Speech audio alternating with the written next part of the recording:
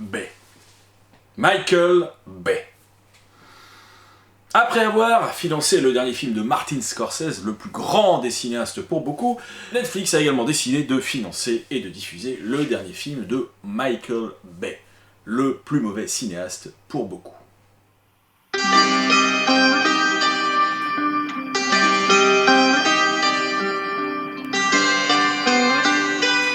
Bonjour à tous, nous allons aujourd'hui parler du film Netflix Six Underground, réalisé par Michael Bay, et avec dans les rôles principaux Ryan Reynolds et Mélanie Laurent. Alors, le pitch, 6 individus sont recrutés aux 4 coins du globe par un mystérieux milliardaire. Ils ont tous en commun le fait d'être experts dans chacun de leur domaine de compétences, et le fait également de vouloir oublier leur passé pour pouvoir changer l'avenir. Ce mystérieux leader va leur permettre de réaliser leurs souhaits, car il va leur proposer une mission suicide qui consiste à éliminer le dictateur d'un pays, le Turkestan. Ça s'invente pas. Comme le disait Marco Prince, le leader du groupe FFF dans l'une de leurs chansons, je suis capable du pire comme du meilleur, mais pour le pire, je suis le meilleur. Devise pouvant parfaitement s'appliquer à Michael Bay. Bon, Michael Bay vient de la pub, comme Ridley Scott. Bon, effectivement, ils n'ont pas eu tout à fait la même carrière, et n'ont pas produit le même nombre de bons films, c'est un fait. Donc il vient de la pub, il a commencé, donc son premier long métrage était Bad Boys en 1995, avec Will Smith et Martin Lawrence, qui fit un carton pour un budget assez petit pour l'époque. Voilà, la carrière fut lancée, derrière il a passé son temps en qui les gros budgets, de plus en plus. Alors, il a fait The Rock un an plus tard, qui était franchement pas fameux, et qui se revoit très difficilement aujourd'hui. Armageddon, alors au budget encore plus boursouflé, là je crois que c'était un des plus gros budgets de l'époque, voilà, qui est un naufrage absolu. C'est dégueulasse. Quelques années plus tard, le gars, pas une blague, hein, le gars se met en tête d'essayer de gagner un Oscar, et pour cela il réalise Pearl Harbor. Voilà, puisque James Cameron avait fait Titanic, Michael Bay se dit, moi je vais faire Pearl Harbor, évidemment. Un nanar anthologique devant lequel même Roland Emmerich, réalisateur du pourtant néfaste Independence Day, est obligé de s'agenouiller. Donc plus les films sont boursouflés de budget, plus ils cartonnent, et pourquoi s'arrêter? Alors, de ce fait, c'est assez facile de prétendre que Michael Bay est un sale opportuniste. Et c'est sans compter un détail important, la plupart de ses compagnons de l'époque où il était étudiant en cinéma le confirment tous, il a toujours été comme ça. Alors que certains de ses mêmes camarades rêvaient de films indépendants, il voit tout en grand, avec des ralentis ravageurs, des héros bas de plafond, mais terriblement iconiques. Plus c'est bigger than life, plus il aime. Donc chiez sur ces films si ça vous fait plaisir, mais de grâce, ne mettez pas en cause la sincérité du bonhomme. Après un Bad Boys 2 assez épouvantable, sa carrière va prendre une tournure légèrement différente, puisqu'il va rencontrer Steven Spielberg et va travailler pour lui pour DreamWorks. Donc, de cette première collaboration naîtra le film The Island, un blockbuster à nouveau, avec Ewan McGregor et Scarlett Johansson, bon, avec un scénario un peu plus élaboré que la moyenne de ses films précédents, mais qui sera un échec au box-office. Et oui, dès qu'il essaye de faire quelque chose d'un peu plus intelligent, il se prend un four. Donc c'est pas très, pour lui, incitatif. Vous comprenez ? Bon, pas grave, dans la foulée, Michael Bay réalise Transformers 1, le premier du nom, qui s'avérera être un carton, le carton interplanétaire que nous connaissons. Et même si c'est très tentant de juger la saga Transformers dans sa globalité, n'oublions pas que ce premier film à l'époque était très rafraîchissant, très sympa, et mélangeait pour la première fois une comédie d'ado avec effectivement de la science-fiction, du fantastique, et le tout étant plutôt un mariage heureux. Voilà, bon, c'est une saga, évidemment, dont la qualité va faiblir jusqu'au 4e volet, qui représente pour moi une expérience sensorielle assez démente, et qui s'étale sur près de 3 heures. Moi, j'ai jamais rien vu de tel sur un écran. Donc, voilà, je dois reconnaître quand même les talents du bonhomme, des talents de logisticien, parce que peu de cinéastes arrivent à mettre ça sur écran, et même Steven Spielberg, je l'avais déjà dit dans une critique précédente, a toujours admis qu'il était incapable de faire ce que Michael Bay arrivait à réaliser avec notamment la saga Transformers. Entre deux films de robots bien énervés, il va quand même s'offrir 2 parenthèses intéressantes, puisqu'elles constituent d'ailleurs les meilleurs films de sa carrière. Il va réaliser No Pain, No Gain, qui s'inspire d'une histoire vraie, l'histoire de 2 bodybuilders très bas de plafond, interprétés par Dwayne Johnson et Mark Wahlberg, qui décident de kidnapper le propriétaire d'un restaurant. pour évidemment exiger une rançon, et voilà, c'est un film avec un humour très noir, qui est vraiment très bien interprété, avec lequel la mise en scène frime de Michael Bay fonctionne parfaitement. Un peu plus tard, il va réaliser 13 Hours, 13 heures en français si vous préférez, qui racontait, qui est un film pareil, à petit budget pour lui évidemment, qui racontait effectivement l'assaut de l'ambassade américaine à Benghazi et l'affrontement de soldats d'élite pour essayer de sauver un maximum de membres du personnel. Un film vraiment éprouvant, voilà, traité très premier degré. Voilà, franchement, à redécouvrir, c'est dans le genre, c'est un très solide film d'action, mais épuisant. Bon, bref, quand il le veut, Michael Bay peut être bon. Alors, que dire de Six Underground, son dernier bébé? Eh ben, que c'est du Michael Bay, assurément. C'est clinquant, ample, bourré de ralentis outranciers.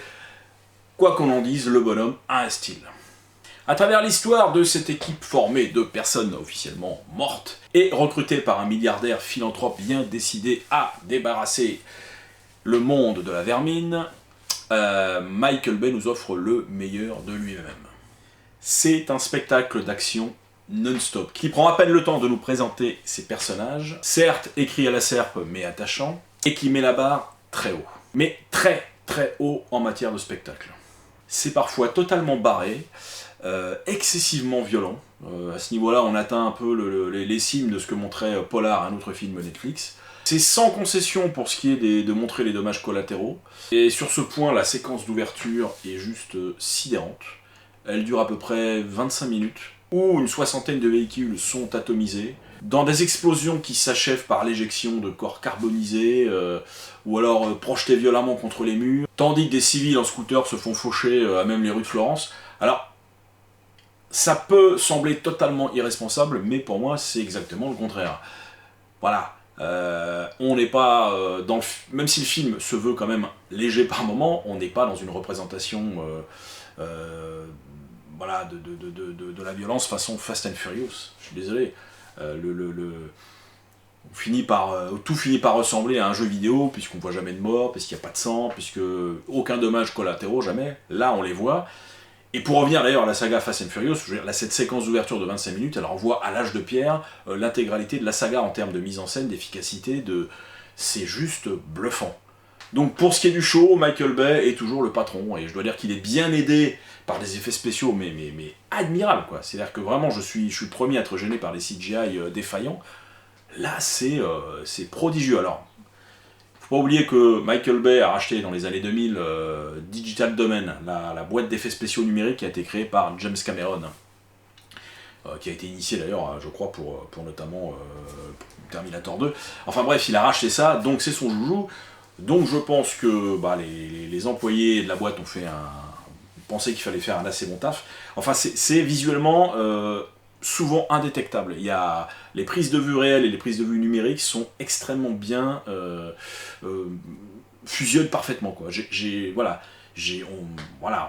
sait bien qu'il y a des effets spéciaux, etc. Mais il y a des scènes, notamment des scènes de parcours sur le toit de certains monuments à Florence qui donnent le vertige. Et très franchement, à l'œil, impossible de savoir si c'est du lard ou du cochon. Donc voilà, à ce niveau-là, bon, visuellement, zéro défaut sur la conception des effets, quoi. Voilà, et en plus, le long métrage a le bon goût de ne pas cramer tout de suite ses cartouches avec cette scène d'ouverture qui est juste estomacante, puisqu'il contient au moins, encore 3 autres scènes absolument démentes en termes de mise en scène, et d'idées surtout. Il y a notamment, voilà, je ne veux pas vous spoiler, mais sachez qu'il y a une scène finale à base de yachts géants et d'aimants géants, oui, des aimants, qui est pareil, complètement, je sais plus quel terme employer, mais on va dire, voilà, ébouriffante, bluffante, démente. C'est fou. Alors soyons clairs, c'est un film qui ne pète pas plus haut que son cul et qui épouse totalement son statut de film d'action. Le film n'est que ça, qu'une suite de scènes d'action. L'intrigue, effectivement, sur le papier est assez basique. N'empêche que ce qu'il s'y passe en termes de péripéties pourrait alimenter une saison entière d'une série télé. Voilà. Donc, le fait de concentrer tout ça sur un film de 2h07 fait que ça va forcément, mécaniquement, très vite. On pourra critiquer le fait que les personnages ne sont jamais vraiment très bien développés, mais le film n'a pas le temps, et effectivement, On en apprend un peu plus sur leur humour, sur leur passé, mais en cours de film, pendant même des fois des scènes de poursuite, etc., où les personnages vont se vanner, etc., et on va commencer un petit peu à déterminer voilà, le type de personne qu'on a. Donc ça c'est intéressant, voilà, les films, l'action décrit les personnages, voilà, et non l'inverse, heureusement. Six Underground est un film monstrueux en termes de divertissement, monstrueux en termes de gigantisme dans ses décors, il y a vraiment des décors assez incroyables dans le film. Il est également monstrueux dans sa mise en scène parce que vraiment, que vous aimiez ou pas Michael Bay, il y a des plans qui sont mais extrêmement travaillés, audacieux, originaux. Il y a du boulot, quoi. On peut pas enlever ça au film, même si vraiment ça vous passe à 10 bornes au-dessus de la tête, il y a quand même du travail. Excusez-moi, hein, j'ai vu Docteur il y a peu de temps. Bon, on n'est pas dans la même cour non plus en termes de travail. Donc c'est un film totalement cinétique et qui a l'immense mérite d'assumer ce qu'il est pour mieux en jouer. Donc au final, Michael Bay, je pense, signe avec Six Underground son meilleur film à ce jour, on y retrouve son meilleur, effectivement, et il est aidé en cela par un ton un peu particulier, quoi. C'est un film qui oscille entre le second degré, le sérieux. Bon, il y a les vannes que s'envoient les personnages. Il y a, pour une fois, il a vraiment de bons acteurs, je trouve.